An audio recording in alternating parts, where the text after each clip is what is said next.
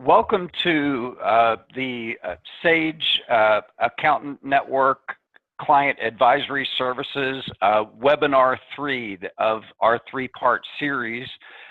Today we're going to be covering staffing advisory and consulting services. And as you know, the skills required to build a consulting practice are different than those required in a traditional compliance practice. So we'll certainly cover a high level of that to get you started. But wanted to introduce a couple of the folks on the call today, my friends Gary Boomer and Ed Kless. Gary is a founder of Boomer Consulting, an accounting today's top 100 most influential, inside public accounting's top consultant year over year, CPA practice advisor, top 25 thought leader, former member of the AICPA Council, and completely dedicated to your success and future readiness as an accounting firm and an accountant. Also, I've got Ed Kless, the host of, or co-host of the Soul of Enterprise radio show and podcast, director of Sage Accounting Solutions, expert in pricing and packaging and change management, completely entertaining as well, senior fellow of the VeraSage Institute. So looking forward to a real engaging conversation today around our staffing of a CAS practice. So without further ado, Gary and Ed, take it on. Well, thank you, Thomas. It's a pleasure to be here, especially with Ed, who gives a great perspective of the marketplace out there. And I just want to start off with talking a little bit about consulting and the mindset required.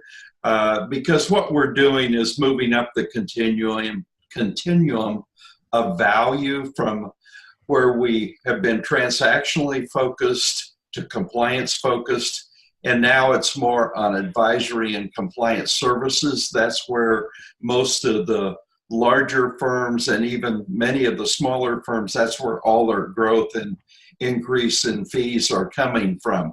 So one of the things that I believe that is very essential for firms today is to have a vision and have a shared vision, not necessarily a shared service company. And part of that vision is to have a strategic plan that you can communicate not only to your employees, but also to your clients, and have your partners be in agreement. And we actually, as part of the program, will give you a mindset scorecard so you can score yourself and your people and your clients, if you would like, as to where they stand in these areas, where they are today, where they'd like to be in the future. And you know, scorecards are important. Everyone likes to know their score. I think we learned that at a young age from athletics. But also you like to know how future ready you are, and this is part of that process. We don't have time to go through all of these, and I'm sure many of you have read this, but I'm going to mention one other one and then let Ed make some comments here. And that's the concept of being a lifelong learner. I like to say that the books you read and the people you meet will determine who you're going to be in 5 years. And I wasn't the founder of that quote, so don't any of you quote me, but I do believe in it. The first time I heard it, and it may not have been his original quote, was Charlie Tremendous Jones. But I'll tell you that it certainly has applied in my career, and I think you've got to be a lifelong learner, especially today, even more so than when I graduated from college. And I probably read at least 2 books a month, and sometimes we'll read more. And there's just an awful lot of good material out there that applies to our profession and how to be a better consultant and add more value. So what are your thoughts on the mindset, Ed? Yeah, and mine come from, curiously, books that I've read on the subject, not the least of which was the great Peter Block's book Flawless Consulting, which I own in actually all three editions.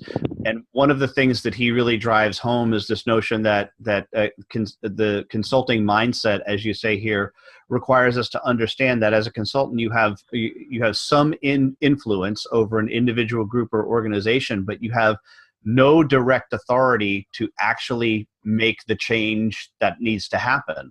And there's a Zen quality to that, a yin and yang quality to that requires understanding that, hey, you're only here in an influence role, but with an understanding that your influence role is extraordinarily powerful one, because if you can help find the way to help the person themselves get to where they need to be, then it's a wonderful, beautiful thing. I curiously, when I'm asked what I do for a living, and when I have to put it on my tax return, it's the word that I use is consultant. That's the word that I use because there's a beauty in that word, and I love talking about this stuff. So, well, great. And I just would close out by saying accountability is the fastest way to change results, and firms that don't want to be accountable or partners that don't want to be accountable, it makes it very difficult to transform your firm.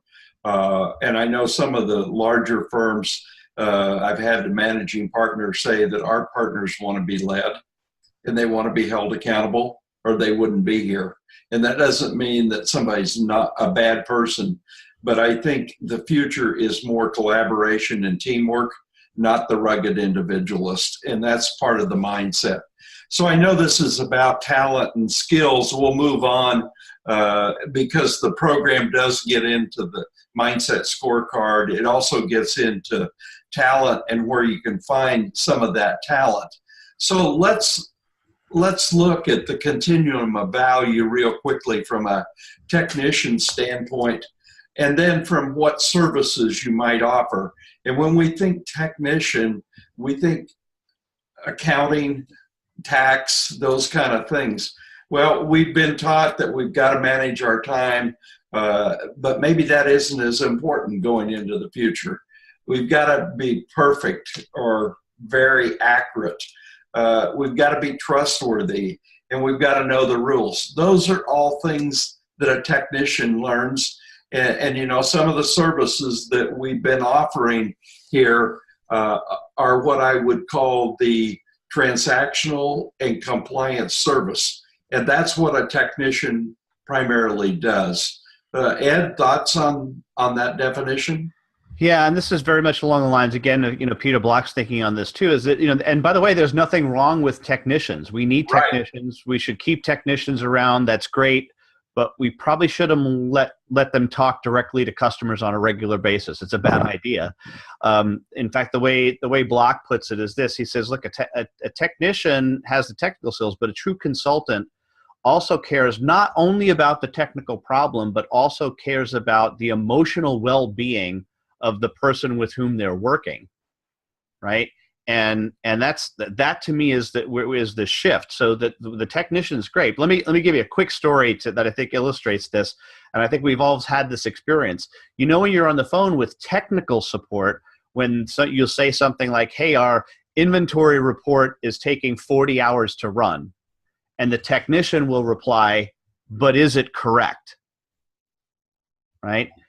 And they're like, well, yes, it's correct, but it's taking too long to run. It says, well, that's not my problem. It's, you know, the way that software technicians talk about it is WAD, right? Works as designed. and just like the accounting technician, well, that's what the numbers say. The numbers are what the numbers are. Okay, yes, that's great and all, but you're not understanding who I am holistically as a person. So that's why we need technicians, but let's not be on the front line. Let's put it that way. And I would just add that part of the risk here is automation and machine learning, in that it's already been proven that things like coding and other things can be done more accurately by a machine than a human. But judgmental, the human still wins today and probably will for a while into the future. Well, let's look at the advisor role then. which is really breaking through the red line on the continuum of value. And I think many CPAs are playing this role today. They like to use the term most trusted advisor. So what are those skills and services? Well, I think you have to be sincere in your conversations. You have to have some discernment. Timing is everything. Catching the client at the right time. And you also have to have some gratitude here. People with gratitude tend to be more humble. So they could be an outsourced CFO. They could do benchmarking. And I think we get confused sometimes that benchmarking is all about the past. And really the more valuable benchmarks are those that are leading indicators. And I know Ed will have something to say on that. Then wealth management. And yes, we have some regulations, but too often as CPAs, we try to say why the regulations keep us from doing things rather than figuring out a way that we can do things. And then finally, business advisory. So Ed, your thoughts on the advisor continuum? Yeah, and I'd like to perhaps summarize at least the skills in a word that I think encompasses many of the things on here. And I love all of these, discernment and gratitude, and that is the word authenticity. Yes. Because to me, what authenticity or being authentic means, and here is the clear delineation that, crashing through that red line, as you said, Gary, is the ability to say what you see and feel. And I think that the end feel part is the crash through the red wall. As an advisor, I'm willing to say what I see, but I'm also willing to say what I feel about the situation. I'm not talking about that you get weepy and emotional, right?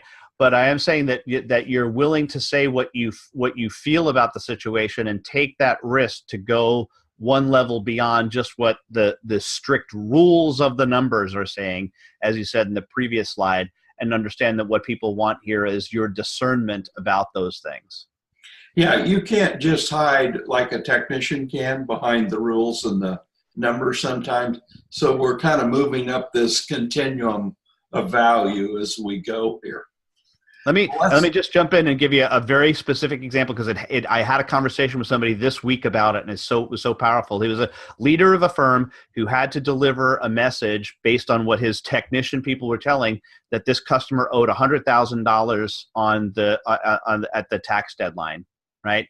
And he said only I could deliver that. It was the technician's quote problem. They're the ones who discovered it or should have let us know about it, but he had to be the one that delivered it, because there was no way he was just going to put that technical person on the line and say, hey, you owe $10,000, because it was a whole different layer of conversation that needed to be had. Well, I guess you have to have been there to know how to deliver that. Yeah. And sometimes technicians just have never experienced that because the communication is very important. Well, let's move on to the consultant role then. And the skills there are communication, which you were alluding to, collaboration, which is this is no longer a rugged individualist business when you get into consulting. A continuous learner, as we mentioned about reading, and the people you meet, very important. And then this is a word that our people have made up. You probably won't find it in the dictionary, but it's simplicality. And by simplicality, the ability to simplify complex situations. For example, breaking through the glass ceiling, and I don't mean this from an HR standpoint, I mean it from a complexity standpoint. Sometimes you have to step back, look at the big picture, and evaluate situations. When you're inside that system, it's tough to evaluate it. And I think there's a Austrian American by the name of Kurt Gödel that proved this from a math theory. So the services here are at a higher level and a higher fee level in consulting. So strategic planning, how do you improve your cash flow, coaching people. Coaching is to the 21st century probably what personnel management was to the 20th century. Coaching people and helping them advance to their capabilities. And this is all about transformation, which is the highest level you can be. So what do you think here, Ed? Yeah, and just to leverage off, we've been talking in all three of these webcasts that this notion has come up of this transformation, and where the best way that I like to think about this is when you're at this level, the transformation, the customer is the product, right? Their shift in mindset becomes the ultimate product. And it's extraordinarily difficult to do, but at the same time, it's wonderfully gratifying too as a professional to get to that level where you're actually helping people become somebody new. You've actually transformed them. You mentioned the word influencer, and I think what you are as a consultant is an influencer for positive action. And it may be the leader of the firm, it may be multiple people within the firm, but you do get a sense of satisfaction when you see them come together and advance forward rather than procrastinate or show their differences. And I think that's one thing that we see in a lot of firms is they really try to avoid any type of conflict. And conflict can be positive or negative, but I'm talking about the positive type. Right. Agreed. Well, let's look at the evolution of this, and I'm just going to kind of put it here in a quick graphic form, how this innovation has evolved and how you can transform your firm. And generally there's an event, and that can be a new idea, and the new idea can be disruptive. In fact, most ideas are disruptive to the incumbent, and oftentimes in an accounting firm, great ideas to save time may be discarded because when you're selling hours, there's not a lot of motivation there. That's just one example. But also, we're going to provide you with tools on the idea factory and a project filter, how you can filter the best ideas, because not every idea is a game changer. Some of them are just incremental change. And then you have to do a proof of concept. Will that idea really work? And the toughest one for the large firms is how do we scale this? How do we grow it? And even if you figured out how to do 10 clients in a collaborative cloud-based technology platform to operate efficiently and get their real-time information, how do you go from 10 to 100? And there are tools, there are processes. So it's a continuous improvement. That's where Lean Six Sigma, we deal with all of these in the program and give you specific examples. And you'll see tools listed across there that range from training to the Colby Index, just all kinds of tools. But now here's the hardest one, and I'd like your comment on this, Ed, this is kind of an agricultural term, but it's one we use in Vision. What are you going to sow, grow, harvest, and plow? And the toughest thing for most accounting firms and businesses is what are we going to plow? No one wants to get rid of anything, but they all want to start something new. What are your thoughts on that? Yeah, so true. They don't want to leave some of the things in the past behind. And what's interesting about this, Gary, is it's almost a loop back. Once you get comfortable in plowing, and I actually worked with a firm who at one point the managing partner said we had to develop a core competency in firing clients. And because they were getting rid of so many because they only wanted to service this very select few bunch. And he says that was a magical transformative moment for him personally, but also the firm.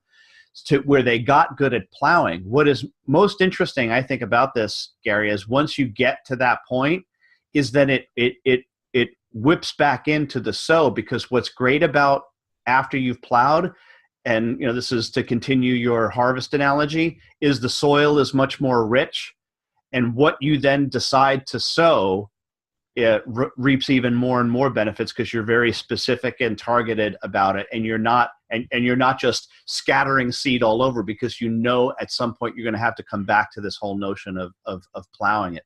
So it's a repeating cycle once you get through that. But I agree that plow, that first time that they do that, is really tough. Well said. And someone with having an agricultural background, I wanted to go to town every day for the first 20 years of my life. And I got off the farm, and I'm still glad today that I made that decision. But your analogy there of plowing is the first time around the field is the most difficult one. And then you've got a furrow, you've got something to follow. And Mm-hmm. That's what we're really talking about. And that's part of our program, and we'll get into these discussions. And I would say that one thing that you may not have thought about in coming to the Sage Accounting Network program is that you will meet peers there. And those peers will be a source of expertise. They will be a source of inspiration, and you'll learn and you'll grow together. And that's what we hear about the communities all the time, is the biggest benefit is coming there, going out to dinner, having a drink. It's not just the instructional part, it's the communication that goes on among the participants. So Thomas, we're at the end here. What questions do you have for us? We've got two here that are pretty interesting. One, I'm excited and scared in the same breath to start my CAS practice. One question I had was, I've only hired people that have accounting education or experience in it. How do I go about hiring the right people? What are some of the key attributes I need to look for? Go ahead, Ed. Yeah, sure. Happy to take a little bit of this one. I would say, Gary, we talked a little bit about what those attributes are, especially if you're growing toward your CAS practice. But I would say that one of the things that you have to be able to do yourself, and it is to discern, and that's a word that we used earlier, right, as to whether or not this person works. And the way to do that is during your interview process as you're hiring, is to formulate questions, or even what I'll call directive statements around them. So, for example, tell me about a time when you had to deal with a difficult client situation, right? Not tell me how would you deal with a difficult client situation, because then you're going to get a hypothetical answer. But listen to their stories. Let people ask questions that require them to go back into their past and unpack some of the things that they've done in the past, and you'll be able to see have they been able to do that successfully, or if they were not successful, have they been able to learn and grow from those experiences? And you'll be able to do that if you ask questions that are directed in that manner. Very good. I would just add that the skills we see from peer firms that have been in this for a while that they didn't have that they do today are primarily project management, marketing and sales, and data analytics. Those are four big ones that we're seeing today. But that'll be part of the program, is job descriptions and some of the tools to go out and find the right people. Yeah, and just a quick word on data analytics, Gary. I think I may have even heard this from you, but one of the way I love this described is that we've gone. It used to be that this notion of data was around the person who could get access to the data and get the answers from the data, and it's quickly becoming who can come up with new questions to ask the data. And I love thinking about it from that perspective. Yeah, that's predictive data analytics. We've done in the past more verification of the data. So yes, it is totally different. It's a service that people value at a much higher level. Yep. One last question we had. The staff I currently have, I'm not sure that they can make the transition. How do I train staff? And also, I'm guessing that some people won't be able to make that transition. Am I going to have to let people go?